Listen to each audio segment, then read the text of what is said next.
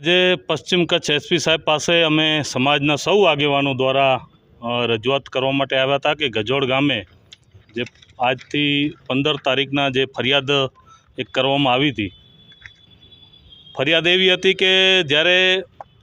મહેશ્વરી સમાજના ધણી માતંગ દાદાની જન્મજયંતિ હોય અને એ જન્મજયંતિ આખા ગુજરાતભરમાં હર્ષો ઉલ્લાસથી ઉજવાતી હોય અને દરેક જગ્યાએ એના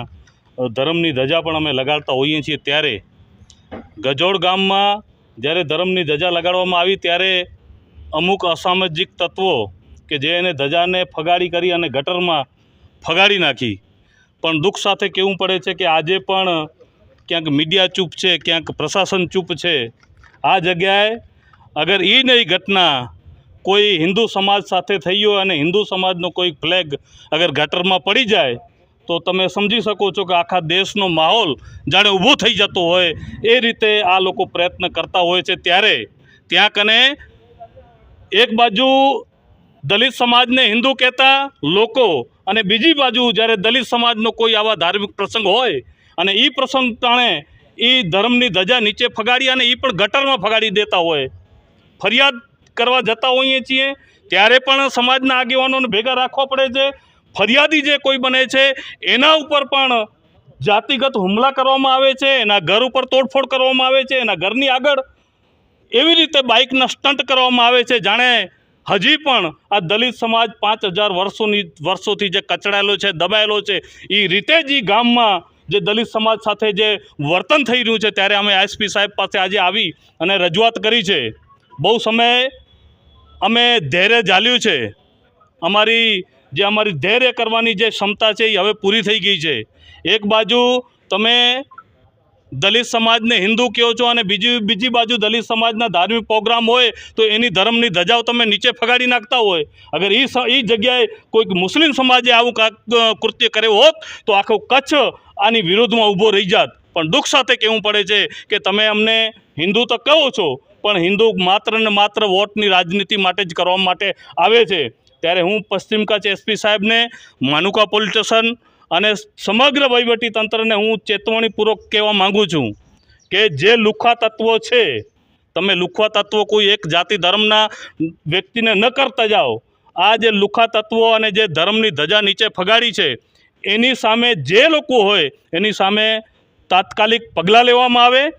અને જે ભરતભાઈ કરીને જે ફરિયાદી છે એના ઘરની બહારે સ્ટન્ટ જે કરવામાં આવે છે, એને દબાવવાની કોશિશ કરવામાં આવે છે, એને કચડવાની કોશિશ કરવામાં આવે છે, એના પરિવાર ઉપર જે માનસિક ત્રાસ નાખવાની કોશિશ કરવામાં આવે છે, એની વાડીમાં ત્યાં કને બોરવેલ તોડી કરી અને લગભગ 15 થી 20 લાખ રૂપિયાનું નુકસાન કરવામાં આવે છે. અને ત્યારે એસપી સાહેબ પાછા એમ કહેતા હોય કે તમારી પાસે એવિડન્સ છે, એટલે શું દલિત સમાજને ત્યાં કને બધાને સવારથી કરીને સાંજ સુધી શું મોબાઈલ પકડીને જ બેસવાનું, કોઈ કામ ધંધો નથી કરવાનું એ લોકોને કે એના એવિડન્સ માટે વાટ જોઈએ? એટલે મહેરબાની કરીને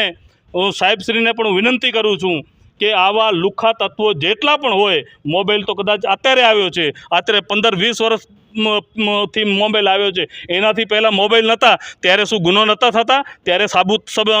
સબૂત માટે તમે શું કરતા હતા?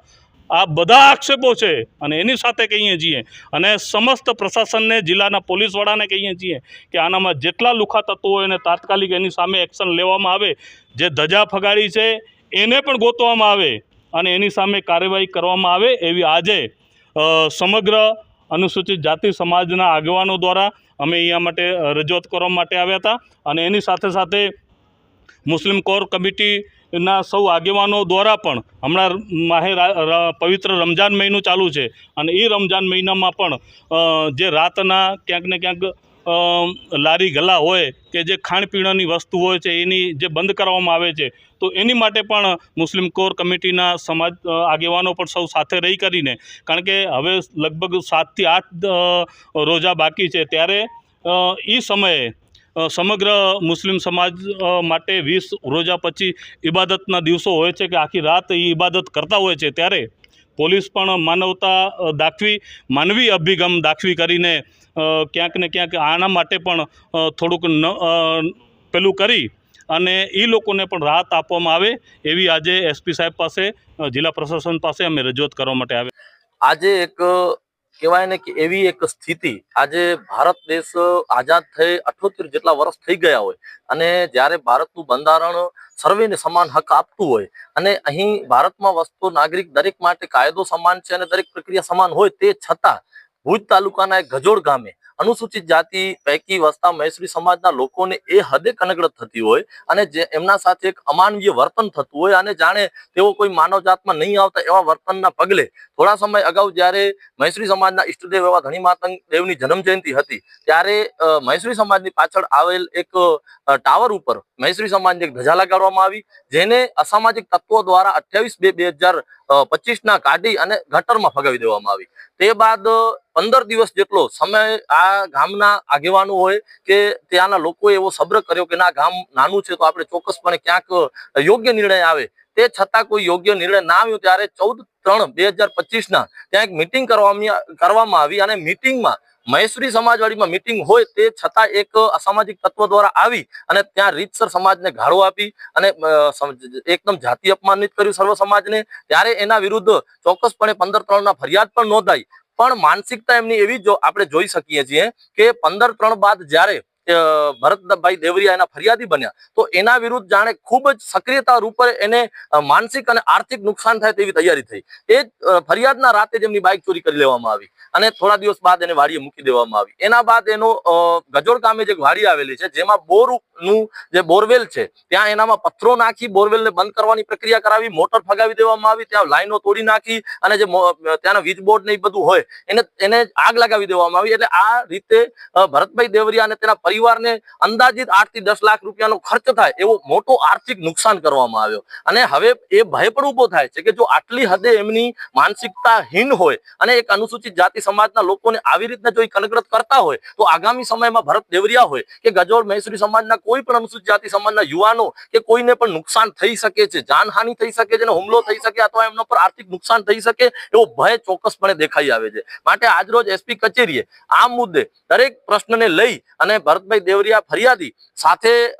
ગજોડ ગામના યુવાનો સાથે અમારા મહેશ્વરી સમાજના તાલુકાના પ્રમુખો તેમજ ગુજરાત પ્રદેશના પણ પ્રમુખ સાથે અમારા જાગૃત આગેવાનો મળી અને આજે અમે એસપી સાહેબને એ જ રજૂઆત કરી છે કે સાહેબ, જો આજે આ સમય ઉપર પર જો આવી કનગડત અને આવી કિન્નાખોરી થતી હોય તો કદાપી ચલાવી લેવામાં આવશે નહીં. અનુસૂચિત જાતિ સમાજનો વ્યક્તિ હોય કે કોઈ પણ સમાજનો જનરલ સમાજનો વ્યક્તિ હોય, બધાને માટે કાયદો સમાન છે. પણ જો પોલીસનો પણ જો એ લોકોને ડર ના હોય તો એ ખૂબ ગંભીર બાબત છે. એટલે ગજોડ ગામમાં આ મુદ્દે ચોક્કસ સમગ્ર સમાજ એકત્રિત થઈ અને સામે જે પણ સમાજોના અસામાજિક તત્વો છે એમને પણ કહીએ છીએ કે આવી અસામાજિક તત્વોને તમારે પણ છાવરવા ના જોઈએ અને આ જે લોકો છે એમને ચોક્કસપણે બહાર લાવવા જોઈએ. આ ધજા પણ જેમણે ફગાવી, ઈષ્ટદેવની ધજા ફગાવી અને એને જો અપમાનિત કરવામાં આવતું હોય તો એ પણ ક્યાંક ને ક્યાંક ધાર્મિક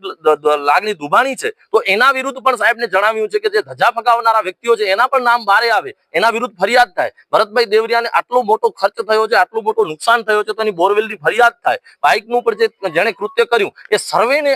ચોક્કસપણે કાયદાકીયના વિરુદ્ધ ફરિયાદો નોંધાય અને ગજોડ ગામમાં